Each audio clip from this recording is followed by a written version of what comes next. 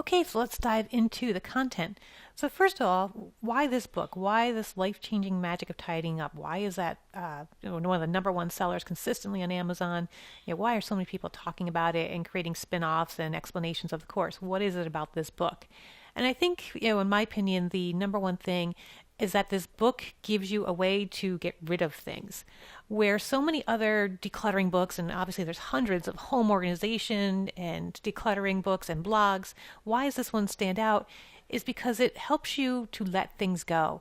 It's not telling you so much how to store things, although she does go into that, but it's not about, buy these storage containers or have this system or start at one end of your house and go to the other.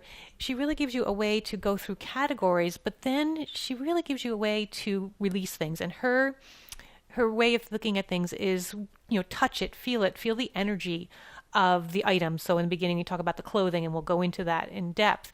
But she asks you to actually put the item in your hands, feel its energy, feel how you feel touching it. Do you feel that this is something you love? Do you feel that it brings you joy? And kind of take away the feeling of, how much did I spend for it? Did I ever use it? Who gave it to me? Some of that other baggage that you attach to all the things that you have.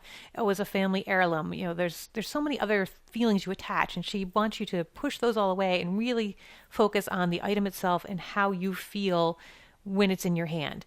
And if you don't feel that joy, she coaches you to let it go, to thank it for its purpose in your life, but then let it go, move on, release it, and let it have a life of its own somewhere else. If you're going to be able to recycle it, then it's somebody else will be able to use it and enjoy it.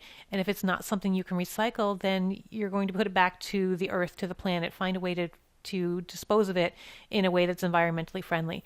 But the idea is that you don't need to keep holding on to it just because of all the other ties to it. If it doesn't bring you joy, then the fact that somebody gave it to you, the fact that you never wore it, all of those things are irrelevant. What really matters is how you feel about it. And if it's weighing you down, if it makes you feel heavy, if you feel guilty when you hold it, then you need to let it go. And I think you don't see that in the other books. The other books just talked about how you organize stuff or whether you've used it in the past year, things like that, where this is very emotional. And that for me was the difference, because I have read tons of other books and nothing worked for me.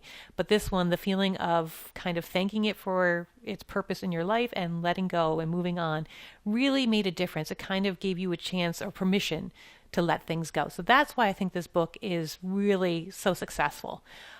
So when you're starting off your project, and one of the first things she talks about is, what is the outcome you want of having a tidy house? What is the feeling that you want? Again, she's very much into the energy of your project, and not so much I want to have a showpiece house for my friends. I mean, is that really the feeling that you want? She's very much into that soft touch. So as you're thinking about this, really stop and spend some time to decide, why are you taking on a decluttering project? What is the point of it for you? What is that feeling that you want? So when someone walks into your home, or when you walk into your home, most importantly, it really doesn't matter what other people feel. What matters is what you feel. So when you walk into your home, what do you want to feel? And she gives you examples in the books. My personal example is, when I walked in, I didn't want to feel stressed. So I wanted a feeling of relaxed, and cozy was the word that really, really came up for me quite a bit. Was I wanted some place where you walked in and you just felt warm and cozy, that you were welcomed, that you were just encouraged to come in and just be yourself. And that there wasn't anything, some people you walk into and their house is so clean and so tidy that you feel uncomfortable. You don't want to touch anything, and you feel like you can't be yourself. I didn't want that. I wanted you to come into my house and really feel relaxed, welcomed, at home, and just that cozy, cozy feeling.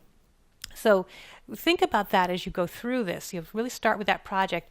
And when I show you my own board, I'll show you. But up here, when you title your board, title it with that feeling. What is that ultimate goal that you want to get? And it's not just clutter free. It's, what is the feeling that you want people to have when they walk into your home? And that's going to drive you as you move through this. So initially, as we're doing some of these things, you're not going to really have that, you're not really going to be focused on that goal so much. But as you get the overall picture, as you start to get really deep into some of these things, and you start to look at the final outcome of your house, that's when you want to say, am I achieving that feeling? Am I feeling that coziness? And one other thing I'd like to say is, don't strive for perfection. Your house does not have to have perfect order. You do not have to have every single thing in its place. What you want is a feeling of perfect for you. So if that means that there's always papers on the counter, that's okay. If that's just the way that you operate and you want to know that that stack is right there because it means you have to deal with it, that works for you. If there's kids' toys that are always on the floor, in my case, my dog's toys just seem to always be exploding. That's okay. Your house does not need to be perfect as a result of this. It needs to be perfect for you. It needs to achieve that feeling. So for me, it can still be a cozy home even if the dog's toys are scattered on the floor. It can still be a cozy home if the blankets are still thrown around the couch because my kids didn't put them away.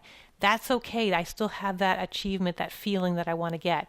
So don't feel like it has to be perfect, that every single thing that you touch has to have a place and nothing can be laying around. So that is not the goal of this course.